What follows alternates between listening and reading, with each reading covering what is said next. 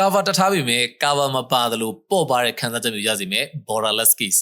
ကျွန်တော် iPhone အလှကိုလေ cover အထူးရည်နဲ့မကန်ရင်တဲ့ Pro တွေအတွက်ကတော့လုံးဝကွက်တီပဲဒီ cover ကဘေးပေါင် frameless design ဆိုတော့ကျွန်တော် iPhone screen ကိုအပြည့်သုံးနိုင်မဲ့အပြင် iPhone ရဲ့ original အတိုင်းပေါ်ပါတဲ့ထိတွေ့မှုကိုအပြည့်အဝကွက်တီခံစားမှာဗျာကြော်ဘက်ကလည်း premium soft touch leather အသားဗျာကန်ရတာအရန်ကိုနုညံ့တယ်လုံးဝ smooth ပဲအထိတွေ့ကနုညံ့ပေမဲ့အကျန်းကတော့ share ကိုခံတယ်ဗျာလက်ပွေရာတွေချွေးစွာတွေလုံးဝမထင်တယ်လို့လက်ထဲကနေချောထွက်သွားတာမျိုးလည်းလုံးဝမရှိစေရဘူးပြီးတော့ magnetic ring ဒီလိုမျိုး stand ဖြစ်လို့သလိုသုံးလို့ရတယ်ပုံမှန်ပါတာမျိုးမဟုတ်ဘဲနဲ့တောင်းတောင်းတင်းတင်းနဲ့တော်တော် weight ကိုခံနိုင်တယ်။အကြဝါတာပျော့ဆင်းသွားတာလုံးဝမရှိဘူး။ကားကလည်းကောင်းတော့ဗျာ။အားသွင်းရတာအရန်ကိုအဆင်ပြေတယ်။အတွင်းဘက်ကကျတော့ကျွန်တော်တို့ polycarbonate PC အသားဆိုတော့ဖုန်းအပူတန်ကိုလည်းတိတိတတ်တာစေနိုင်တယ်။လှောင်နေရတွေလုံးဝမရှိသေးဘူးဗျာ။ကင်မရာဘောင်ကိုလည်းဒီမှာကြည့်ပပလေးပဲမြင့်မိထားတော့လေ။ကြစ်လေးနဲ့ဒီ premium vibe ကိုအပြည့်အဝရတယ်။ဘာမှမဆို logo လည်းအတွင်းဘက်မှာပဲထည့်ပေးထားတယ်။ဖုန်းနဲ့ color match ဖြစ်တဲ့အယောင်တွေမဟုတ်ပဲအယောင်ဆောင်ထုတ်ပြီးတော့အမျိုးလေးဆွဲဆောင်မှုရှိတယ်။ color ကွဲအယောင်ဆန်းဆန်းလေးတွေကဘယ်လောက်ဆွဲဆောင်မှုရှိလဲဆိုတော့လေ